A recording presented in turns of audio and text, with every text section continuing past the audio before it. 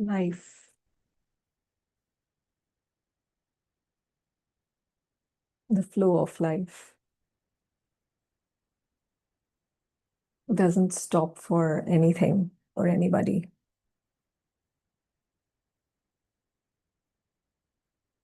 It doesn't mend or bend itself for anything or anybody.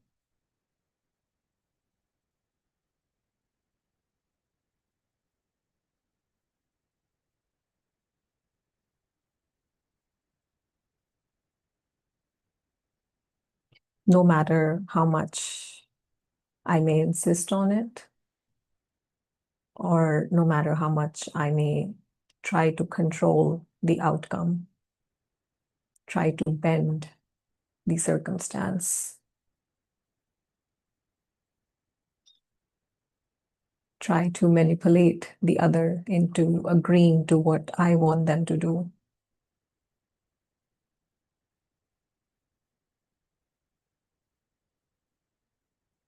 But life, despite of all those efforts, all those um, interfering movements that I, as a separate doer, believe that I can do to affect life,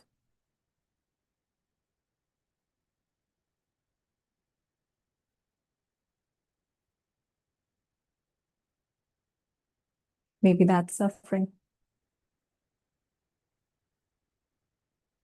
The events, the circumstances, what the other does or doesn't do, what the other thinks or doesn't think, they're all moving, they're all happening, they're all unfolding as this one big flux of movement that doesn't stop, doesn't change for anybody or anything. It changes, it bends, it moves according to its own cosmic intelligence that I, as this separate doer, I, as this seeming controlling entity that believes itself to be the agent of influence on this flow of life, cannot fathom, cannot understand. There are just too many factors in play that it is not possible to include or to even perceive all those factors simultaneously. And that may feel like a failure, or that may feel like something that needs to happen to the very controlling mechanism that wants to control life and wants to move life according to its own preferences or its own insecurities.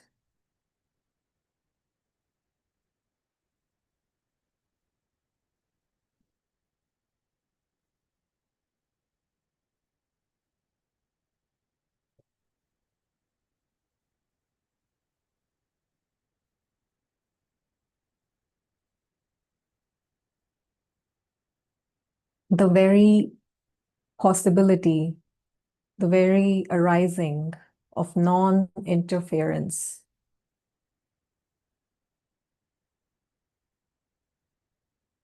within what I call myself and outside of what I call myself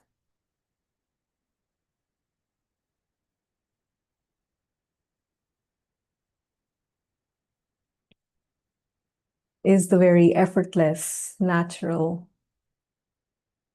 surrendered state of being that is pointed to in one way or another in all of the wisdom teachings as a goal of many, if not all, spiritual practices as well.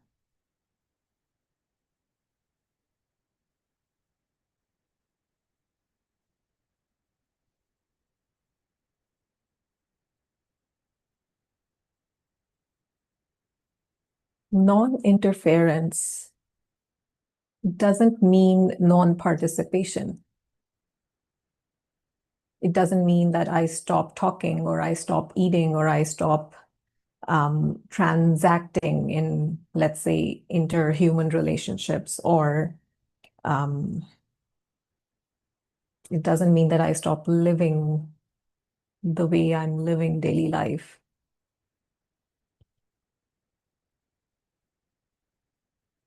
Non-interference is the possibility, the willingness to let go, to not insist on the outcome, may it be in the form of how I come across, how I talk, how I behave, how I think, how I feel, or an outcome in the form of how a circumstance should unfold, how the other should be, um, how an event should unfold. What should my life look like in 1 year or 5 years? It is the giving up of the insistence on outcome in life. It is the grounding in the knowing that life unfolds beyond not only my control, but beyond my perceiving capacity, beyond what I can fathom.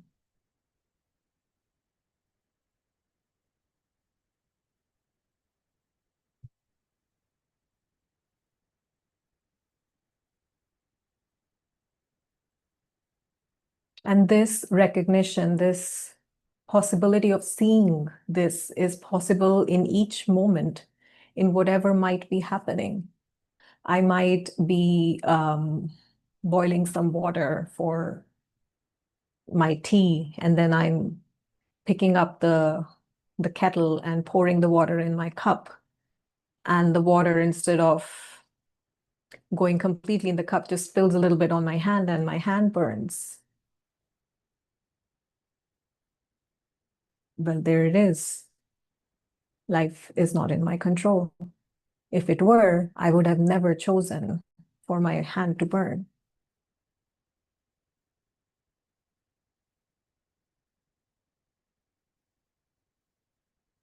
I turn on the switch for the kettle to start, for the water to be heated up, and the electricity goes off, is cut. So, well, not in my control.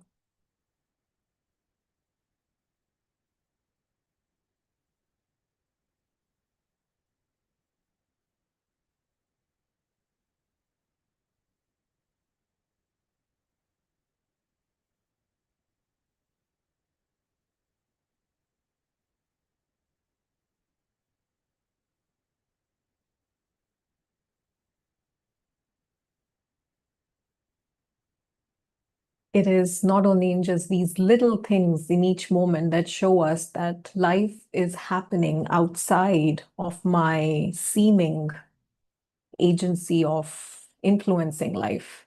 The very seeming influence that I may have on life, like my desire to have tea, it arises, and then I get up, I go to the kitchen, and I fill the kettle with water. So all of that movement somehow seems like, well, I influence life because I wanted to have tea,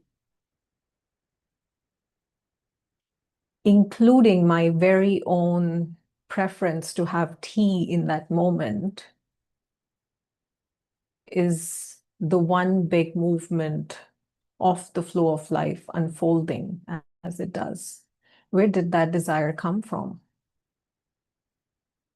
A second before, a moment before, there was no thought of tea or wanting to have a tea. And just in this moment, it's like, oh, let's have some tea. Where did that come from? And sometimes the thought comes, but I'm like, oh, whatever. later maybe, and I don't get up and go to the kitchen for tea. So what is it that moves the movement of the tea being made?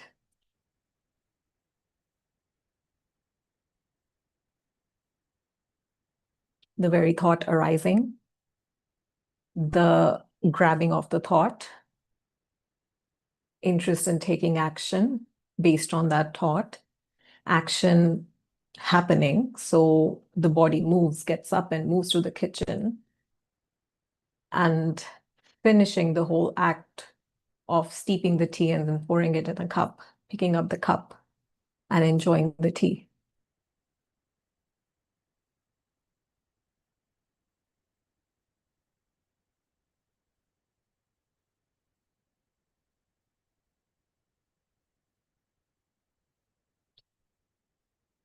If it weren't for my participation, the tea wouldn't be made. If we can get a step behind that, if it weren't for that thought arising and the grasping of the thought happening, because there are thousands and thousands of thoughts that appear, not all the thoughts are grasped. But today, at this moment, the thought of wanting to have some tea was grasped upon and the action was taken.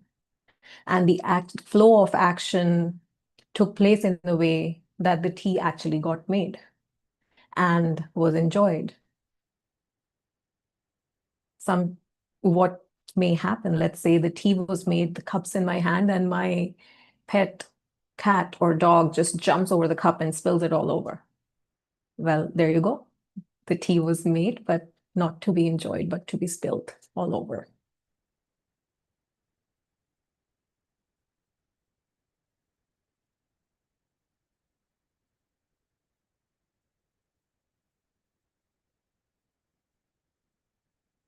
And there doesn't need to be any mystical, um, deeper experience of how things are to happen for us to come to see that life is much bigger than me.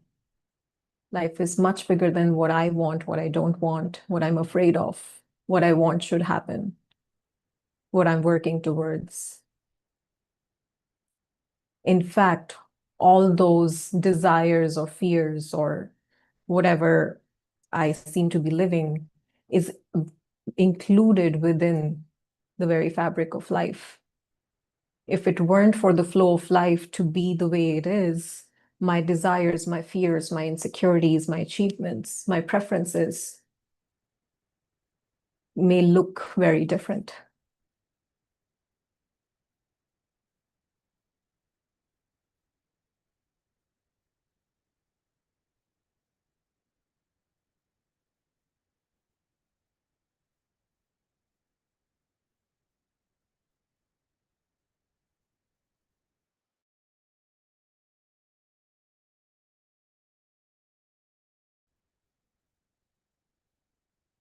My father passed away when I was 16, still going to high school.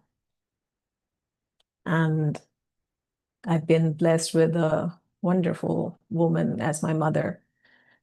And I still remember, well, I wasn't really sure what was going on, but my mother was the one who was taking care of everything, and the rituals, the cremation, coming in, going of relatives, all of that was going on.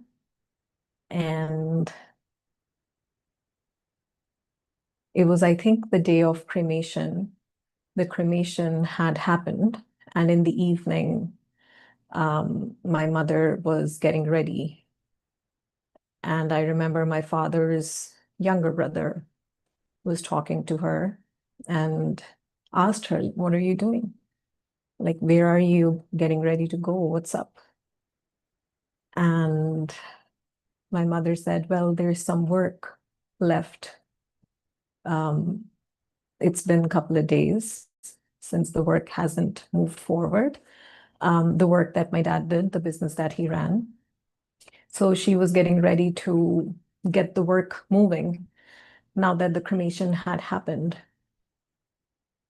And I remember the exact words in that moment. She very compassionately looked at um, her brother-in-law and said, life doesn't stop for anybody. Work doesn't stop for anybody.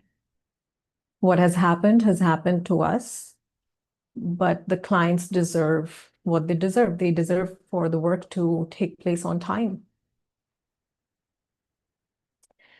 And that in that moment, I realized that she actually was the living embodiment of life is an impersonal unfolding. She was beyond the victim identity. She wasn't grieving in the way that why did this happen to her? She was grieving just the loss of her partner. But because it was taken on impersonally, she was able to realize what needs to happen in the moment. That is what non-interference would look like. The work needs to happen, no matter what catastrophic event has taken place in our life, but the client deserves the work to not be delayed more than it already has.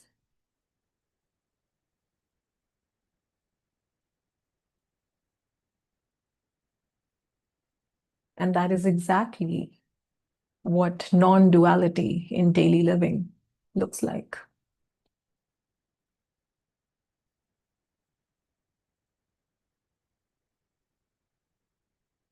My grief and the work that needs to happen are two different unfoldings. One should not suffer because of the other.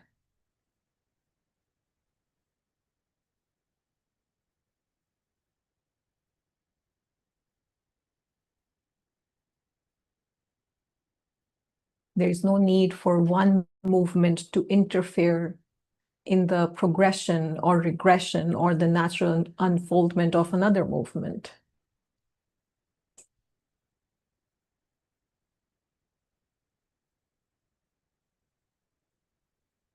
So non-interference does not mean non-participation. It actually means participation from a place of not wanting life to take a certain shape according to my preference. It looks like participation from a place where life is happening. And what does this moment require based on my own understanding of this moment, which also keeps moving and changing.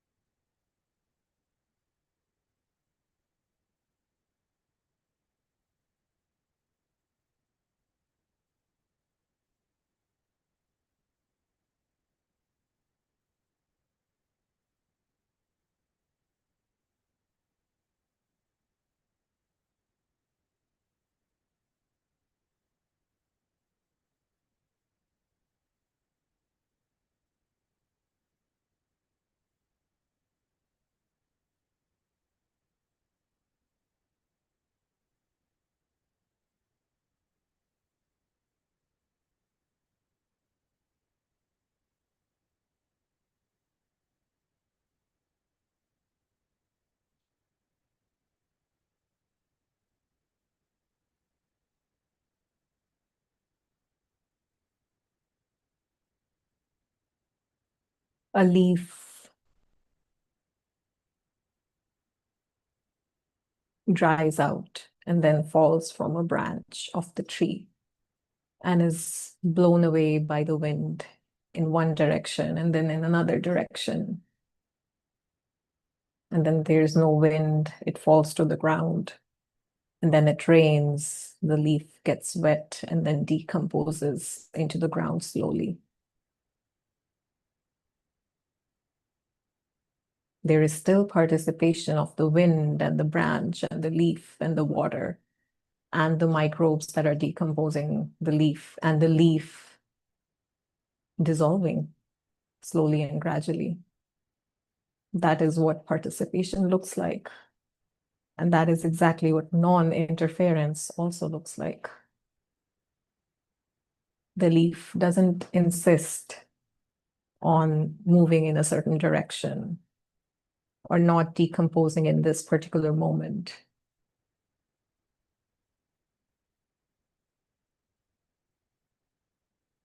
Just flowing with the flow of life.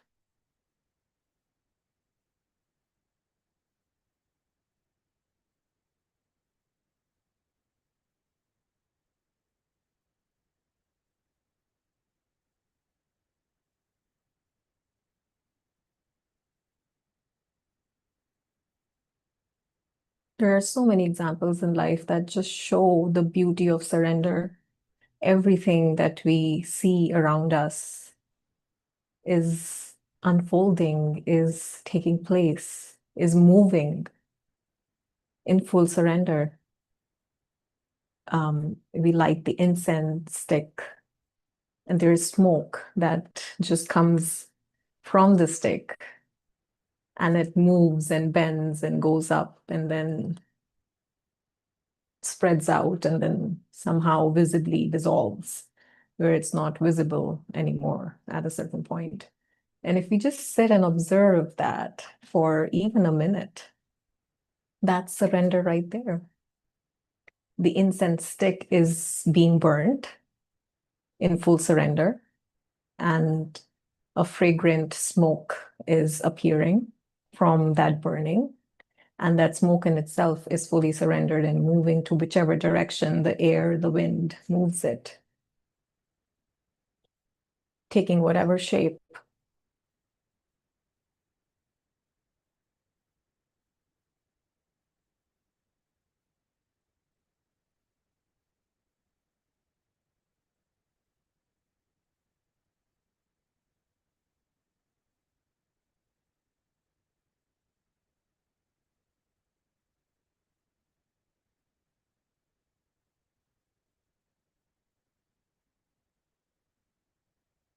When life seemingly moves in a way that feels like is burning us, which feels like it's uncomfortable, it's unbearable.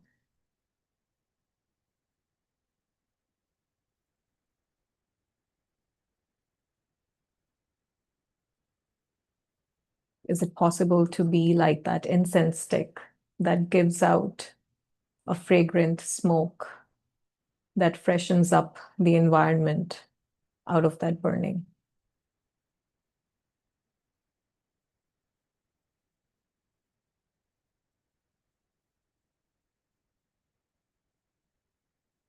That burning is the very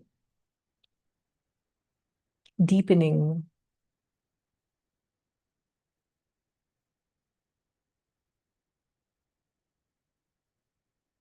of clear seeing of how life is, who I am, what is.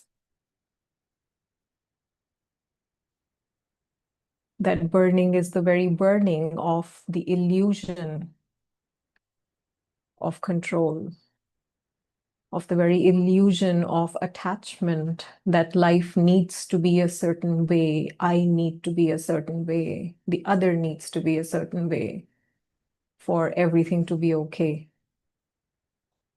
It's the very burning of that belief. The burning in itself is the burning of the very sense of not okayness within my system that I live with day in, day out as the very undercurrent of how life is perceived, how I act, where I act from. So this burning is blessed because it is burning the very sense of not okayness. And it may feel like and arising of not okayness towards the not okayness, in the sense that I might feel uncomfortable with, why am I uncomfortable in this situation? Why am I so attached with this circumstance? Why am I so attached with this relationship? So this is the uncomfortableness towards the uncomfortableness. But in time, as the burning happens more and more, that very uncomfortableness towards the suffering mechanism was there, probably was there to point light on the suffering mechanism.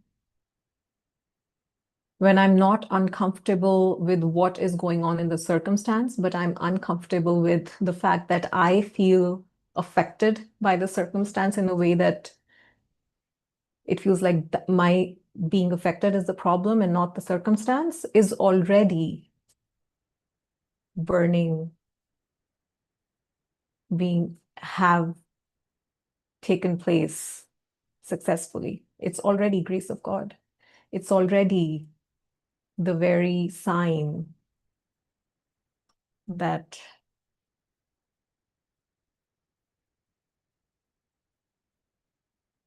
the flow of life is now unfolding in a way that the suffering can be seen. Where it actually lies, that is becoming more and more clear, rather than the projection that used to be, oh, he did that, he said that, they betrayed me, they didn't value me, they disrespected me. And now the light can be shed upon, oh, I feel disrespected. And where does that come from? I feel cheated. Where does that come from? I feel unworthy. Where does that come from? It's not about what the other did anymore. However, that doesn't mean that when a circumstance happens and an action from other takes place, that I just sit zen and do nothing. It may look like that, but it doesn't have to. Non-interference also means appropriate participation based on the moment. It may also look like if they betrayed me and if there was a contract in place, I may take them to court, or I may question the authorities to look at the contract and to get it resolved in a way that it's not fully lose-lose or win-lose, a way to find a win-win. But it's coming from a place of not thinking that what they did is the problem. The participation takes place based on how I understand what is needed in this moment. And if there is uncomfortableness according to what has happened, then that is a problem, quote unquote, to be solved here, coming back and understanding I feel betrayed, I feel cheated. Where does that come from? Yes, it was triggered by this event, but where does it come from? Why is it here? What belief is operating in this moment that is supporting a projection that that's the problem? What they did was the problem. It is because of them that I'm suffering. That's the misunderstanding.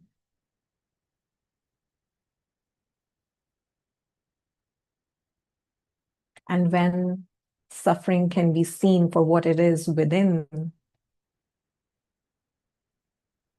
the attitude of blaming the other, the attitude of even paying attention to what other did or why they did, or what does it mean about me, or what do I need to tell them or do to them to make my point or to take revenge, all of those things can just stop making sense.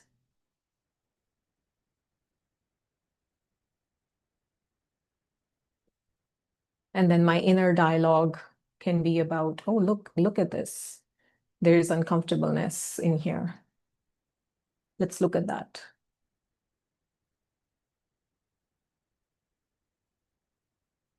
So all the energy that was going out and fixing the problem out there now can be channelized to really looking at the problem. What's the problem here? That reminds me of a story that I read somewhere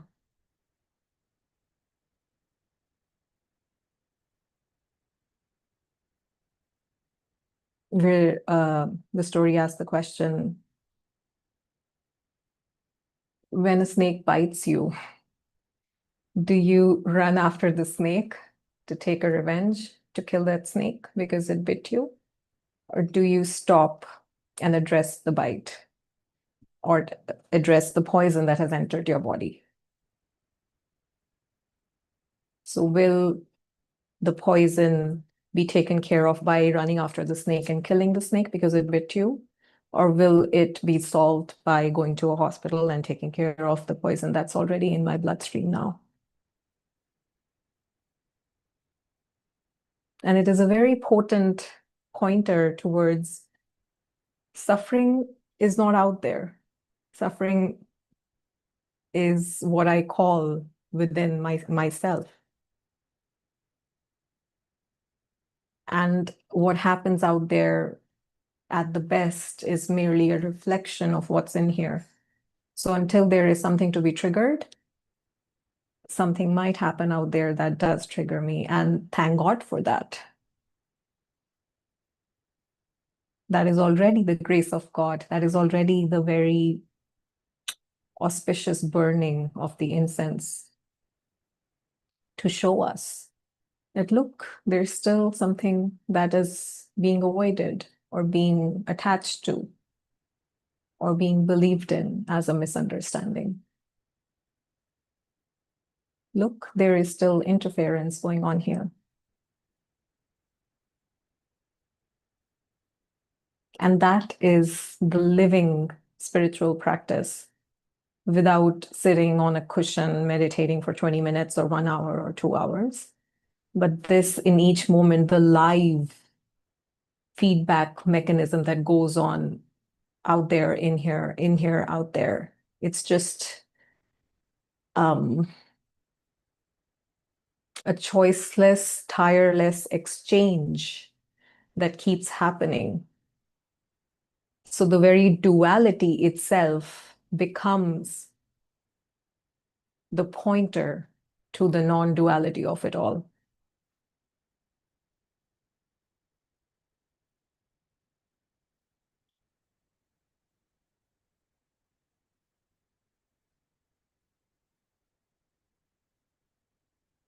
And resting in that moment, in the recognition of how this little spilling of hot water on my hand is pointing to the non-duality, to the life being an impersonal unfolding and not my doing, is becoming clear in that moment. In experience, there can be an instant stopping, an instant surrender, an instant recognition that, oh,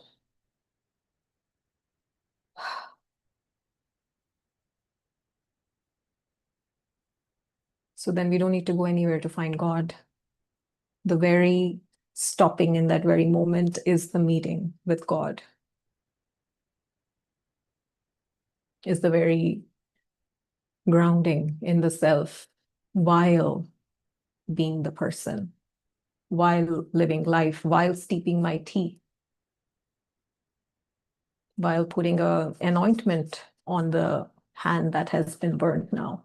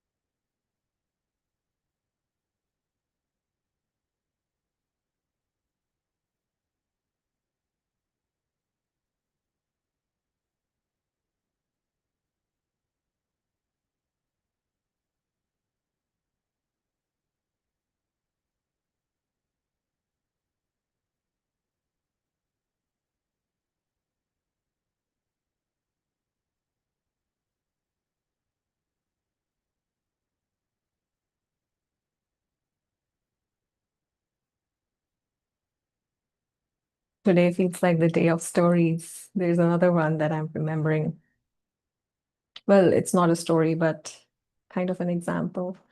Um, there was a sage known as Papaji Punjaji, who was a student of Ramana Maharishi and is very well known in India and many places outside of India as well. And he used to have satsangs in India in his hometown, where lots of seekers would come and sit in his presence and have a dialogue, and he would transmit the very essence of self-inquiry itself, the practice that Ramana imparted for self-realization. There was this seeker in one satsang, and he sat in front of Papaji and very honestly and very full um, in yearning, fully yearning and longing, coming from such a pure place of where the only desire left is to realize the self. And he looks at Papaji and says, I don't know how to let go. How do I let go? How do I let go of myself? And such a sincere question, such a sincere place that he was coming from. And Papaji looked at him, just keeps looking at him.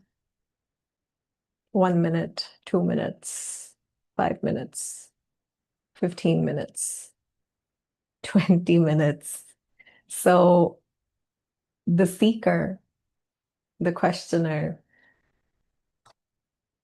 seeing that he's not saying anything, he just was like, whatever, maybe the answer doesn't have to come. And something in him relaxed when he finally made his peace with the fact that he's not answering.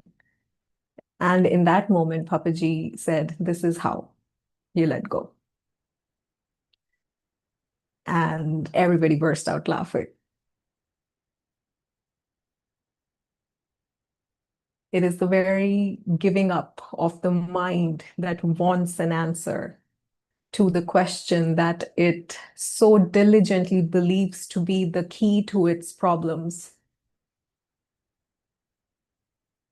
That only if this question was answered, only if I knew this, only if I understood this, is where lies my freedom.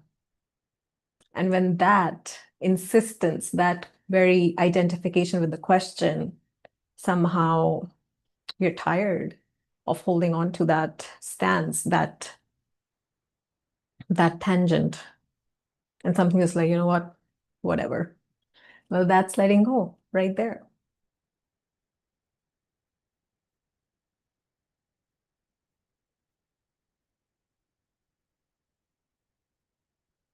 And that's the beauty of the master. The master doesn't care what you think. The master doesn't follow the acceptable way of teaching.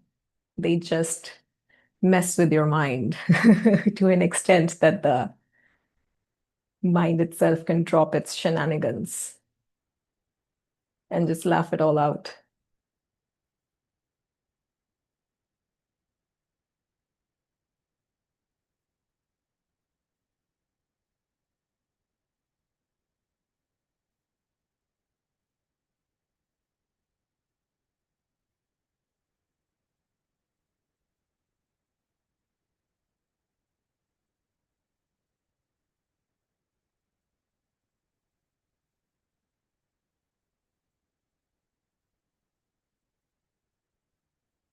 Let's open up the space for any conversations or sharing, anything that might be coming up for anyone.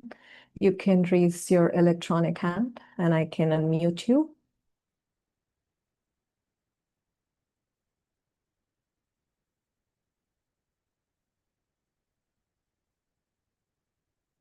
Renee. Hello, Gurleen.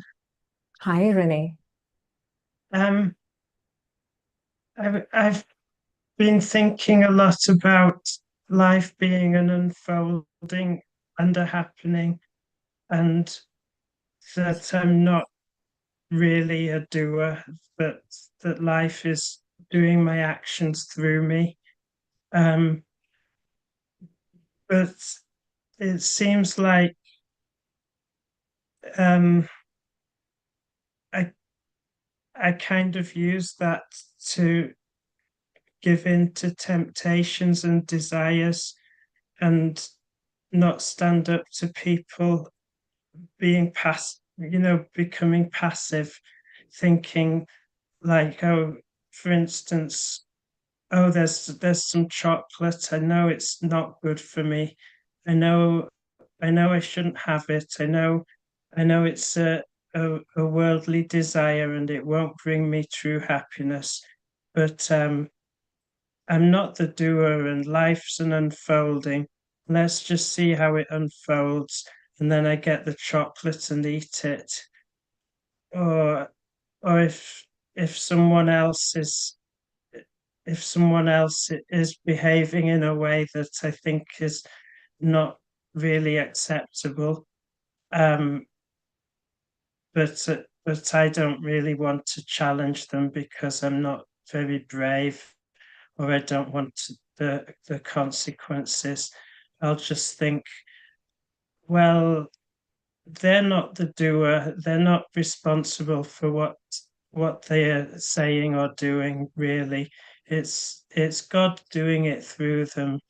So me not saying anything is just life not saying anything through me, and I use these things as excuses. Um, and I wondered if you could say anything on that, maybe something that I could say to myself to stop myself from being weak.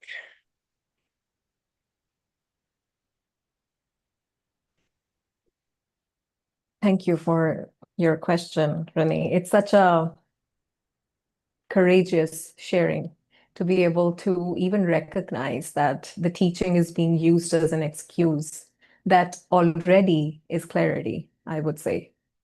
So kudos to that and thank God for that, that life is deepening the understanding in a way that the system sees that, oh, I am blaming, but I'm choosing to use the concept of non-doership for not speaking up. What I would like to mention here, though, what we are is a product of our genes and up-to-date conditioning. And we have all heard this in the framework, in the teaching so many times. So what I am as Gurleen is only a product of my genes and up-to-date conditioning, which is very fluid also. So in one moment, um, my reaction to a certain arising, to a certain circumstance, might be very bold and courageous. And in another instance, my reaction to that based on who is it, or what they did, or how it affected me, or how it related to me personally, my reaction could be very, let's say, uninterested or even like detached in a way where it's like, whatever, and I move on. So life, um, Roger uses a wonderful example. It's like we are biological robots, and so is everybody else, whether we realize it or not. It's like a calculator where 2 plus 2 can only be 4.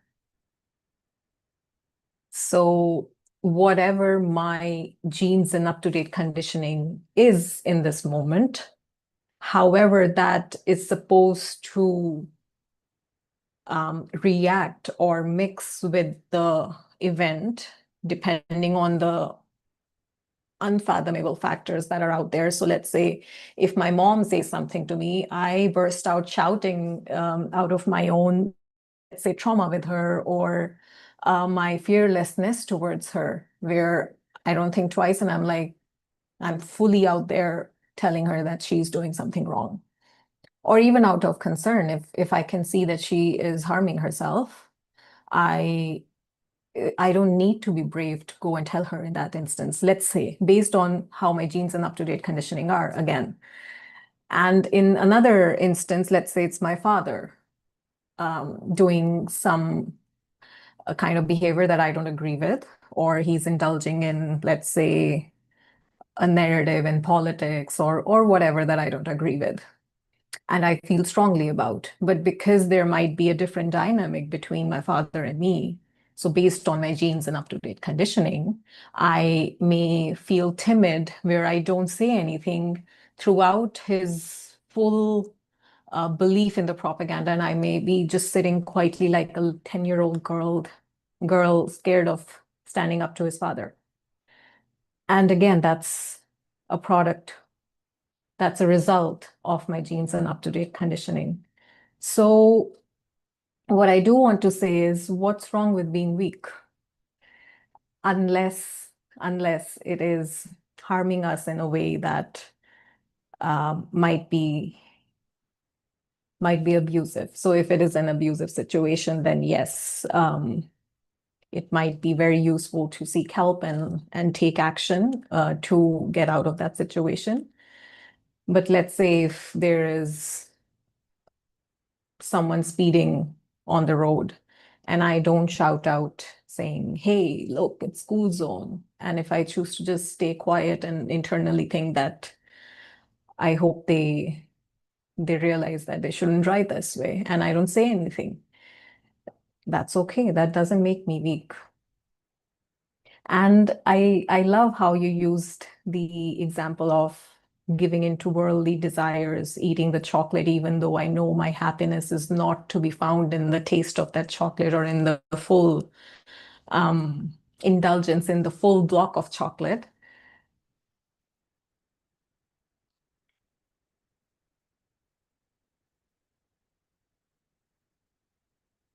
The question is, do you enjoy the chocolate?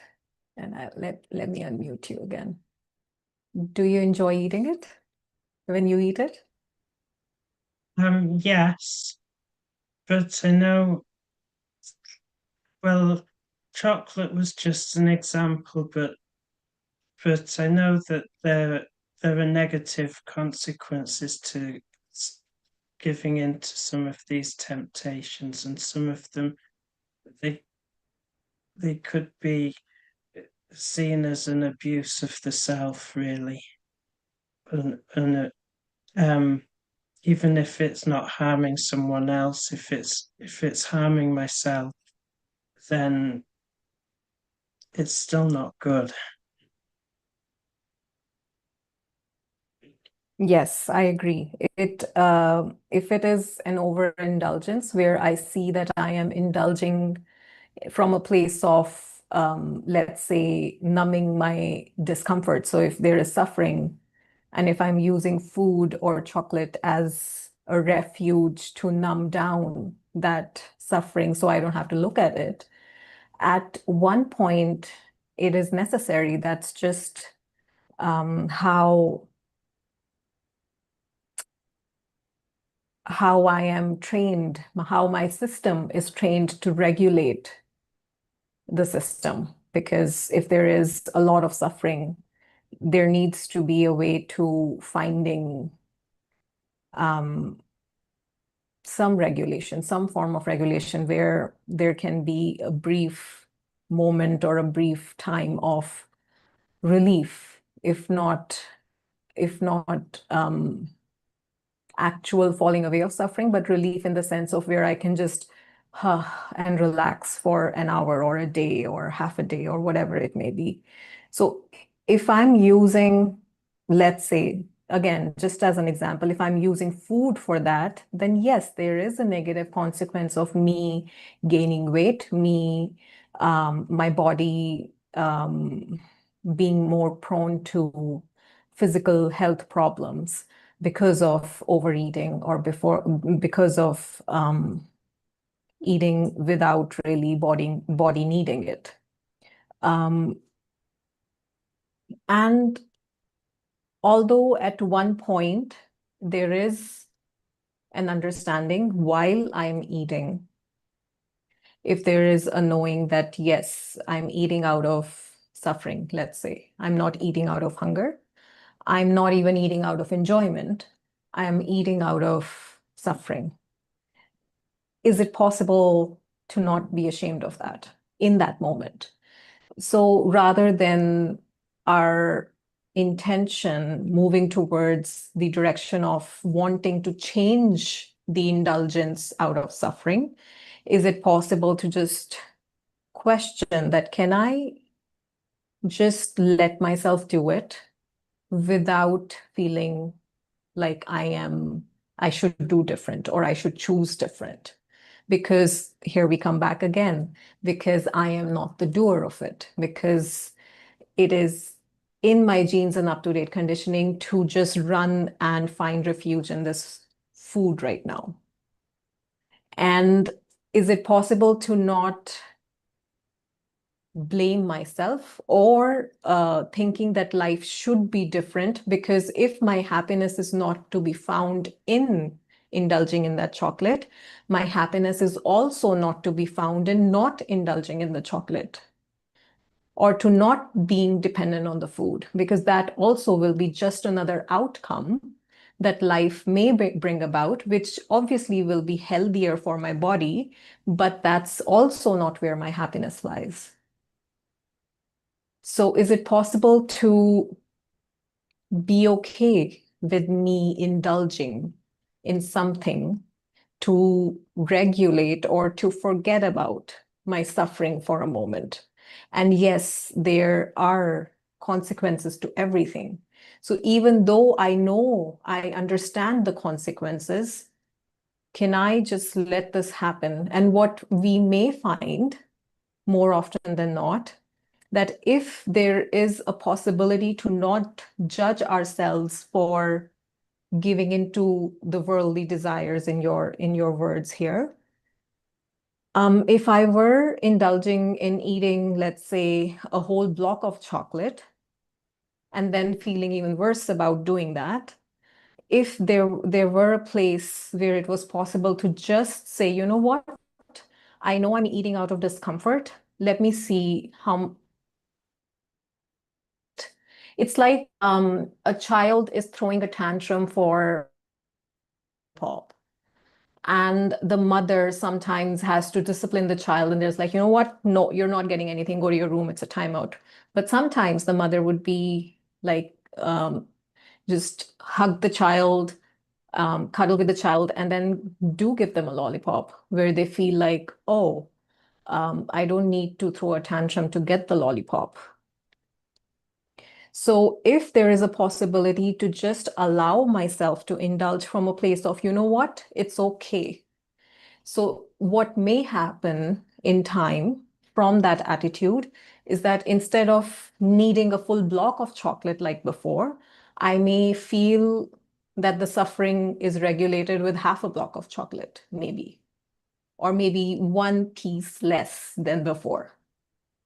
And not out of wanting to discipline myself or not out of wanting to not indulge, but from a place where it took a block of chocolate for me to feel like, and now half a block brings that, and then that rest of the half of the block can be put in the fridge for next bout of suffering where regulation might be required. And then with time, what also can happen is that there may be a movement to find other ways to indulge, a more different ways where the consequences may be less severe than, let's say, indulging in food. So like maybe moving the body.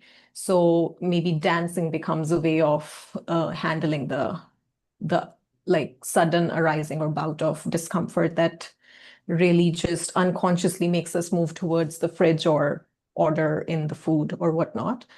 So it all starts from the acceptance that I am weak, and that's okay.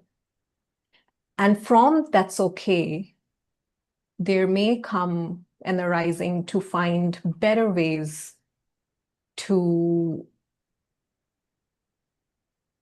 or better, or different desires that are not as unhealthy as, let's say, a lot of overeating. Because sometimes it's okay.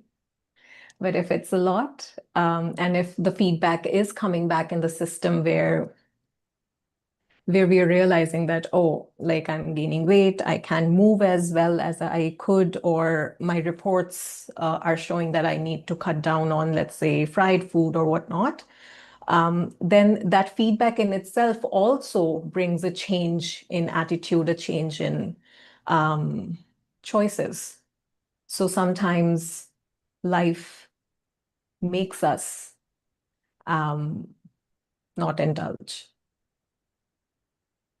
So, but your main question was that I understood was that using the teaching as an excuse to give in to temptations. And the clarity, the recognition that that the teaching is used as an excuse is already the place where the teaching can ground now. That even my using the teaching as an excuse is happening impersonally outside of me or outside of my control. So is it possible to not interfere, as in that not trying to control from that happening?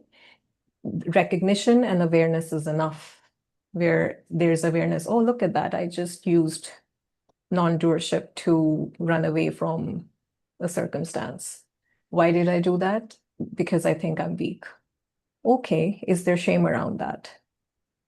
And if there is, then we can sit with that shame in a way to really recognize the belief that I need to be a certain way, or I shouldn't be weak for me to be happy, or for life to be free of suffering, or for me to be enlightened, whatever our goal is, for me to be at peace. Is it really true? Or is it based on a misbelief that my happiness is to be found in outcomes? And me being weak or me being strong is an outcome also. Thank you.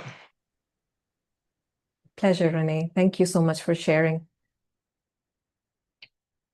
I also am remembering another story that Ramesh shared many times. I've heard this in many satsangs where he said, so he used to have satsangs in a city called Mumbai in India. So it's a very busy city with lots of potholes and lots of traffic and animals and people, everything at the same time on the roads. Very dynamic and alive. And there were Western seekers and listeners, students that used to visit him in Mumbai. And he said there were like 4 people sitting in a taxi. They were sharing a taxi to go back. And they all were from different countries and different backgrounds and different personalities. So, like it's very common in Mumbai when the car stops on a signal, there would be beggars that would just start knocking on your window and then would start very unapologetically asking for money or asking for food or whatever they're there to ask for, or sometimes they're selling flowers or balloons or other things. So, but they really like attack you in a way. They attack your car is like knocking very loudly on the window that you have to pay attention to them. And Ramesh narrated that one of them just looked in awe. Just like, look at that. Wow. The other person got scared. Oh shit. Like he felt attacked by those people knocking on the car window. The third person felt this bout of anger where he just wanted to scream at them, to scream that just leave us alone. What are you even doing? And the fourth person was just like, oh, what? He probably was from Mumbai, so he was used to it. So he was like, oh, whatever. He didn't even pay attention to what was going on because he probably was used to it. So the point being that each individual was in the same circumstance, but felt totally differently based on their genes and up-to-date conditioning. So would we call the person who got afraid weak or timid? And would we call the person who got angry as like strong or aggressive? Or would we call the person who was just looking in awe, like, wow, what is this? As the um, person who is free from suffering? Or would we call the other person who just didn't even pay attention to it because they probably have experienced it throughout their life? And would we call them enlightened because they didn't react in that situation? So it really is just my genes and up-to-date conditioning based on which I am exactly the way I am in a given situation.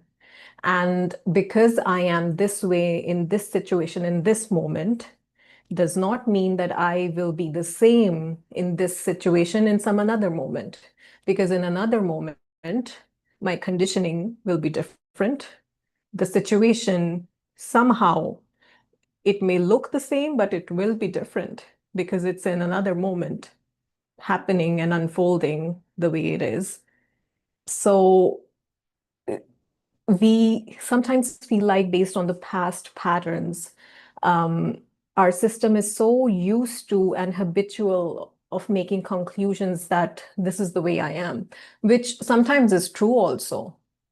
Uh, I am a tough person in the sense that I am tough to please, like I am particular in what I want. And that may be true over the years where I find myself in situations where I know what I want, I know what I don't want, and I'm very vocal about it. So that definitely can be taken on as a characteristic of me. And and someone can say that, yes, you're very picky, which might, there are other situations where I'm not picky at all. So am I picky or am I not picky? Well, I am picky sometimes and I'm not picky in other times. And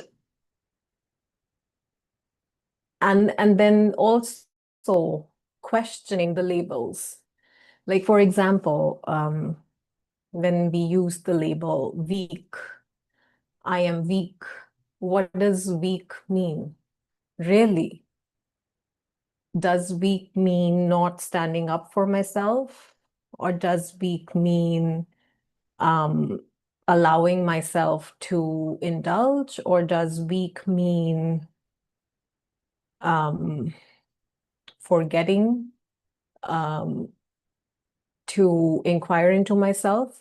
Or does weak mean physically weak, where I can't lift weights or can't move very fluidly? So what does weak actually mean? Because according to one benchmark, I might be very weak, but from another benchmark, I may not be weak at all. I may be opposite of weak. So the very label in itself is not absolute. It cannot define me. No label can define me. We can depend on labels where more often than not they apply, but even then they're not absolute.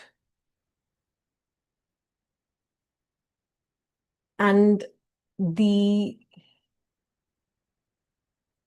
recognition of the fact that the labels are not absolute. I'm sometimes this and I'm sometimes that. And I'm sometimes this and I'm sometimes that. That already weakens the tendency to put ourselves in a box where we say, oh, this is how I am. No, many other times I'm not this way. So what box is that? Or is there even a box? And that's the beauty of self-investigation. coming from a place of self-acceptance.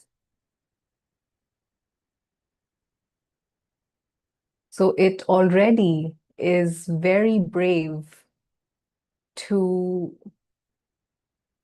bring forward a weakness that actually is the opposite to what a weak person would do. So yeah,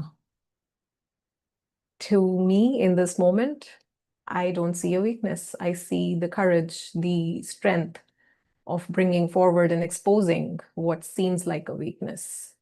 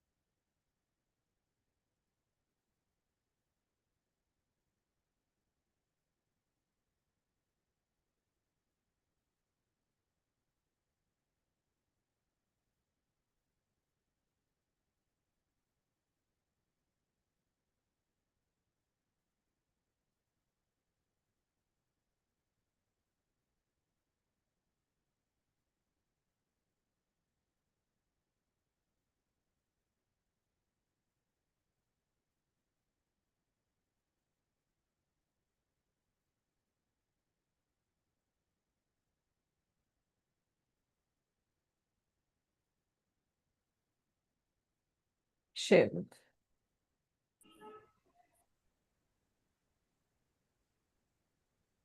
Hi, Gurleen. How are you? I am very well, Shiv. How are you? Good. Long time.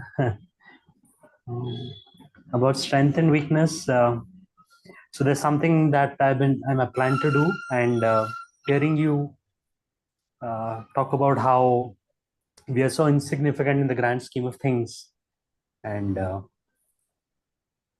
I was feeling like maybe is there a sense of compassion that this cosmic intelligence has, or is it just indifferent? And then you brought up the question of weakness also, and how that kind of balanced it out. But my question is, so there are these phrases in the Bible which says that my grace is enough. I paraphrase a bit. My grace is enough because my strength is made perfect in your weakness. The point is that the more weak I become, the more I rely on God, and for that kind of surrender, I need to trust in His actually caring about me, and it's not just some indifferent force, something like that. I just felt like sharing, and if you have something to say. Yeah, thank you. Thank you for sharing that. Um, when we talk about life being an impersonal unfolding, um, impersonal doesn't mean indifferent, and impersonal doesn't even mean compassionate. Compassion is required where there is indifference, but that whose grace alone is enough um, is beyond indifference and compassion. So I, as the seeker, as the bhakta, need the very assurance of love from God to trust in the will of God. That I can only give up my walls and my weapons and my defense when I truly know that you got my back. But that is the initial relationship that I may have with God, or the person may have with the self.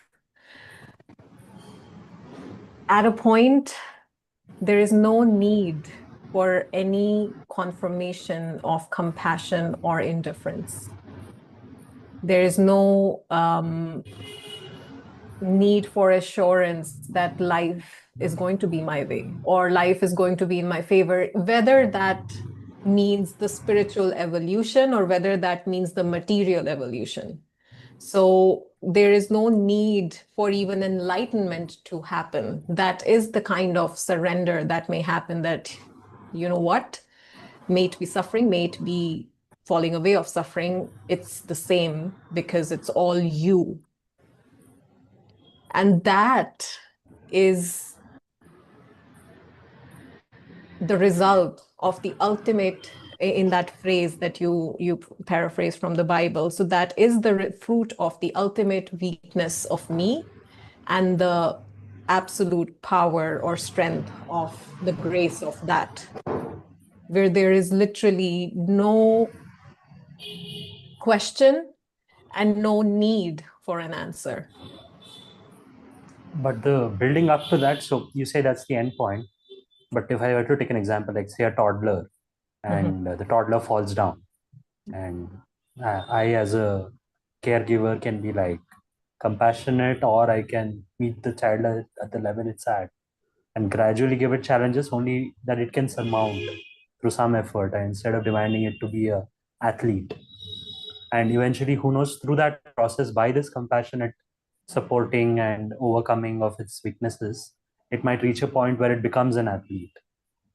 My point being that if the end point is that absolute surrender where I don't ask for anything, I make no bargaining, no negotiation, and I just surrender, the path leading up to that, will that be compassionate, or is that also A useful concept in that path of surrender and bhakti and a personal relationship with what we call God?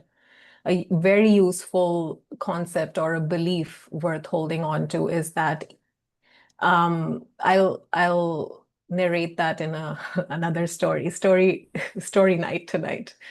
So in Mahabharata, when the war was over and Pandavas had won, so Arjuna and his brothers had won. Sorry, Gurleen, I just missed something in between. I don't know if it was my network or yours. I missed a part. You're going to start the story. Afterwards, what you said, I couldn't hear. Okay, I'll repeat. So the story is from Mahabharata when the war was over and the Arjuna and the brothers had won and the Kauravas had lost. And then now Pandavas were to pack up from their forest stay because they were cavemen and they were ousted from the kingdom, and now they were to just pack their stuff and go back and take on the kingdom as kings.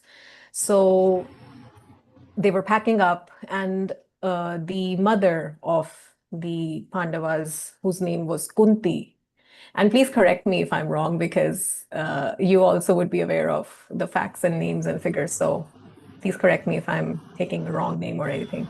So anyway, Krishna went to meet them for one last time, to congratulate them, to meet them, to just hand over, to celebrate with them in a way, and to bid goodbye, because Krishna had his own path from there on. And he said goodbye to the brothers, and he was saying bye to the mother on the gate, and mother touched his feet and was crying and crying. And Krishna said, what would you like? As in a boon. So Krishna was feeling generous, and they wanted to bless the mother with a blessing that she would ask.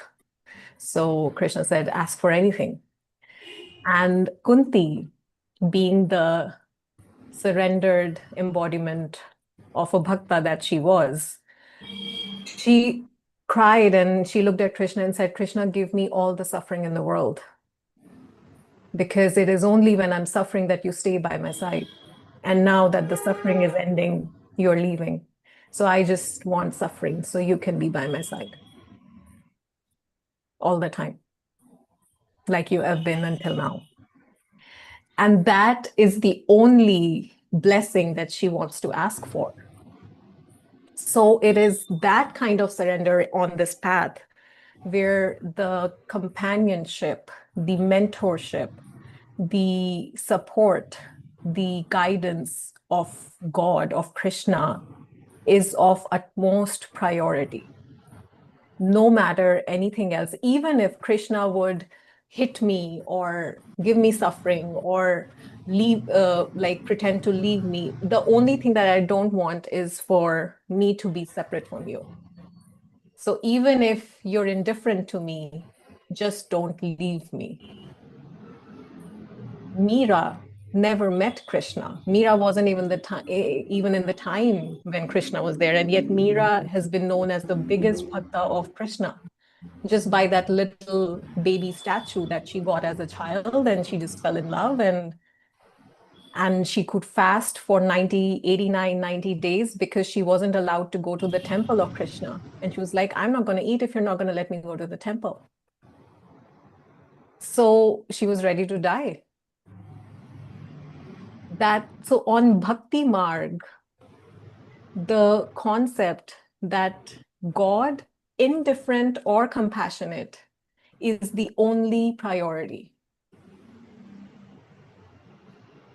It doesn't matter if God cares for me or ruins me. Even that ruining will be for my betterment. That is the kind of love and trust that a bhakta aspires for on Bhakti Marg.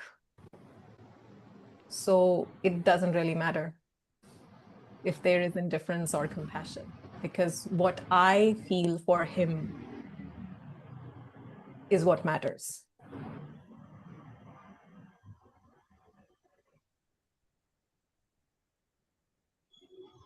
I don't know what to say, but So do you feel? I see that as a goal, but I don't see myself just becoming like that.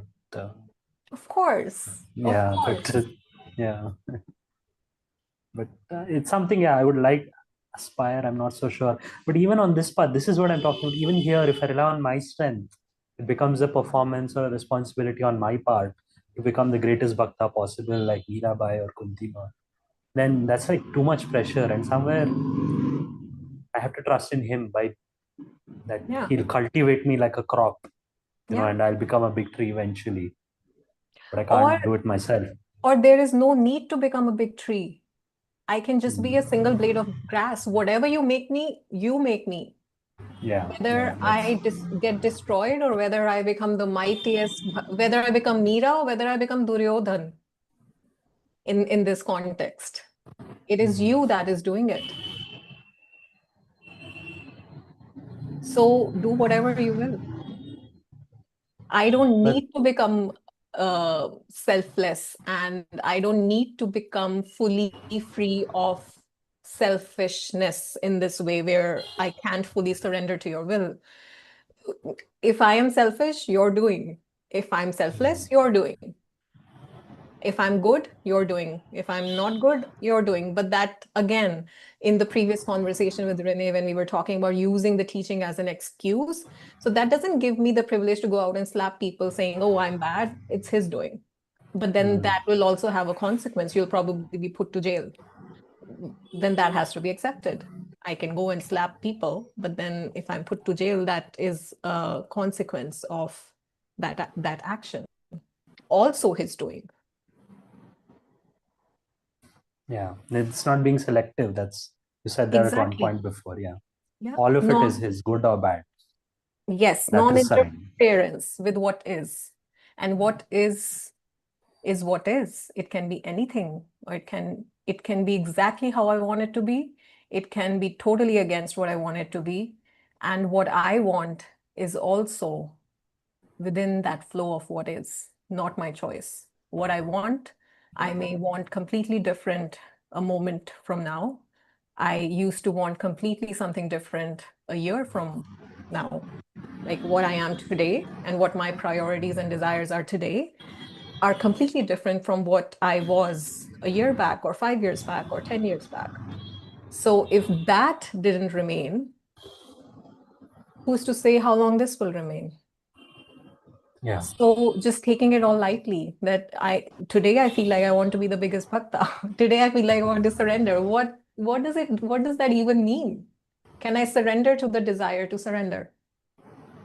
And struggle. Can I surrender to the struggle of surrendering? And fully struggle. knowing deep down that it's okay. It's okay to not surrender because I cannot surrender. This doesn't seem very daunting. This seems, yeah. Yeah. It's very simple if it is destined to be simple. So if there is an identification with the struggle, then yes, it is, and it feels like that for who knows how long, until the very moment where we realize, you know what, what's wrong with, and in that moment that, it just drops. Or the problem with that tightness and restriction stops. The tightness and restriction and struggle can still be there, but something now is like a child throwing a tantrum, and I'm just a parent waiting it out compassionately or indifferently. It doesn't matter. Thank you. Pleasure, Shiv. Thank you for dropping in.